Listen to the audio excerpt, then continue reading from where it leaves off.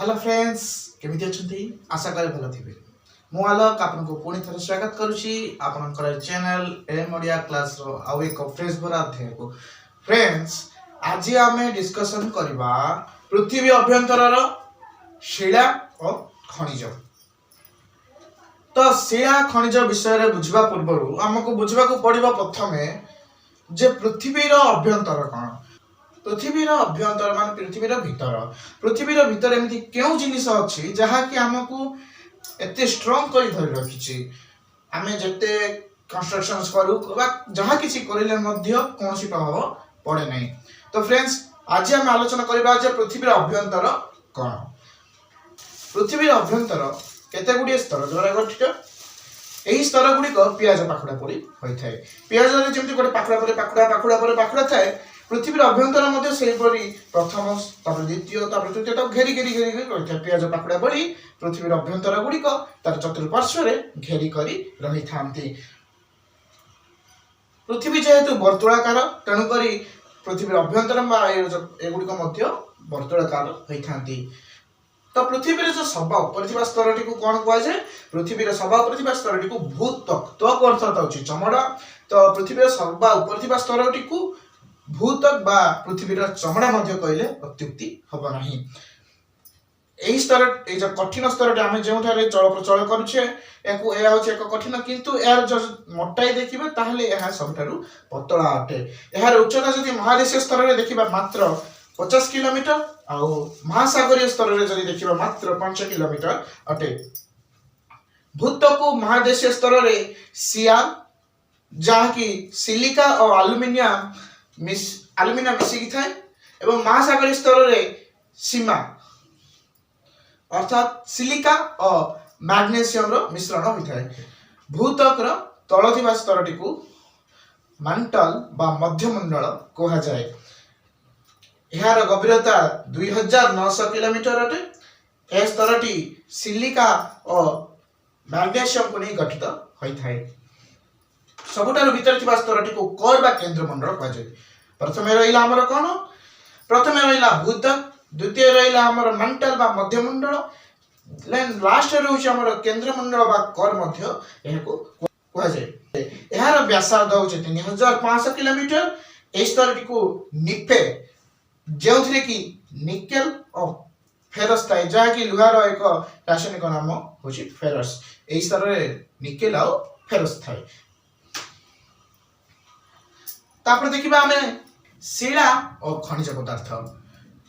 शिला एमिति गोटे वस्तु जहाँ कि आम दैनंदिन जीवन में व्यवहृत हुए। प्रथम थिबा स्तरटी भूतक भूतक मध्य शिला रे गठित होता है। खनिज पदार्थ मिश्रण रे शिला सृष्टि होता है। जब भूतकटा शिला रे सृष्टि बा शिला रे गठित शिला केउतरे सृष्टि होता है विभिन्न प्रकार खनिज पदार्थ शिलार सृष्टि होता है। एहार रंग आकार मध्य भिन्न भिन्न होता है। भूतक शिला को मुख्यतः तीन भाग में विभक्त करा जायछि। तो प्रथम वाला आग्नेयशिला। आग्नेयशिला को पुणी आउथरे दुई भाग में विभक्त करा जायछि जहार होछि निश्चलभुज आग्नेयशिला और एला अंतर्भेदी आग्नेयशिला। द्वितीय वाला स्तरीभूत शिला और एला लास्ट वाला रूपांतरित शिला। प्रथमे देखिबा आग्नेयशिला कोन। भूतक तळे शिला तरल बा अर्धतरल अवस्था रे थाए ताकू मैग्मा कहा जाए। जेतेबेले मैग्मा कोन में पृथ्वी पृष्ठ को चली आसे ताकू हमें लाभा बोली कहबा। लाभा क्रमे शीतल कठिन होई शिला रे परिणत हुए। शिला आग्नेयशिला को हम दुई भाग विभक्त करिछि। प्रथमटी हला कोन निश्चलभुज आग्नेयशिला द्वितीयटी होछि अंतर्भेदी आग्नेयशिला।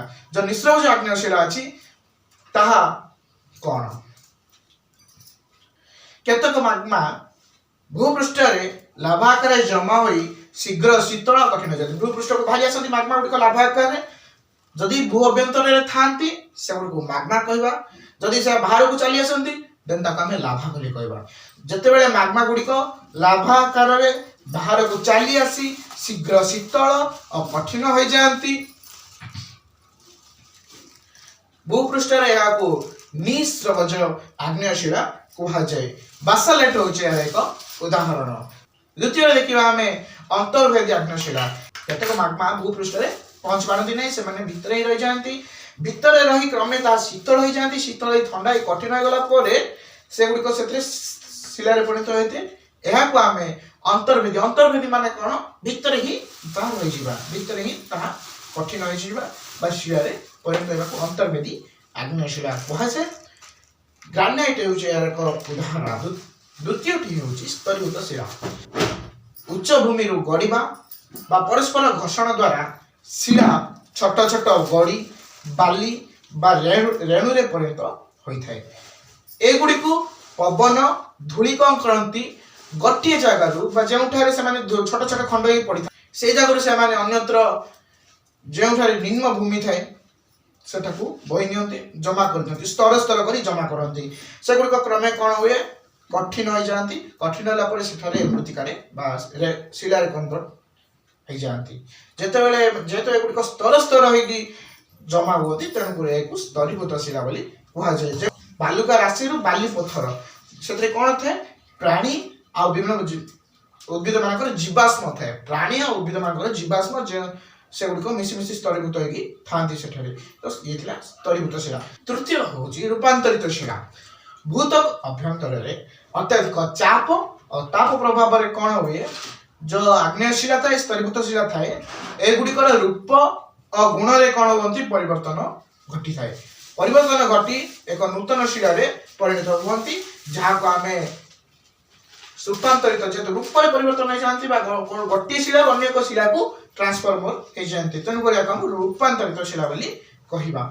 ଉଦାହରଣ ହେଲା କର୍ଦ୍ଦମ ଶିଳାରୁ ସ୍ଲେଟ୍ ଓ ଚୂନପଥର ଶିଳାରେ ପରିଣତ ହେବା।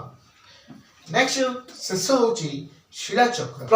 ଶିଳାଚକ୍ର କ'ଣ ପ୍ରତ୍ୟେକ ଶିଳା ଅନୁକୂଳ ପରିସ୍ଥିତିରେ ଅନ୍ୟ ଏକ ଶିଳାରେ ପରିଣତ ହୁଅନ୍ତି। ଏହି ପରିବର୍ତ୍ତନ ଏକ ନିୟମିତ ଧାରାରେ ଘଟିଥାଏ। ପ୍ରତ୍ୟେକ ଶିଳା କ'ଣ କରନ୍ତି ଅନୁକୂଳ ପରିସ୍ଥିତି ଯେତେବେଳେ ତାଙ୍କୁ ପରିସ୍ଥିତି ସୁହାଇବ ଅନ୍ୟ ଏକ ଶିଳାରେ ପରିଣତ ହେବାକୁ ସେମାନେ କ'ଣ କରନ୍ତି ଅନ୍ୟ ଏକ ଶିଳାରେ ପରିଣତ ହେଇଯାଆନ୍ତି। ତ ଏ ଯେଉଁ ପ୍ରୋସେସଟା ହେଉଛି ଏଗୁଡ଼ିକୁ ଆମେ ଶିଳାଚକ୍ର କୁହାଯାଏ। ଏହା ଏକ ଅନବରତ ପ୍ରକ୍ରିୟା ଘଟିଥାଏ ତେଣୁକରି ଏହାକୁ ଆମେ ଶିଳାଚକ୍ର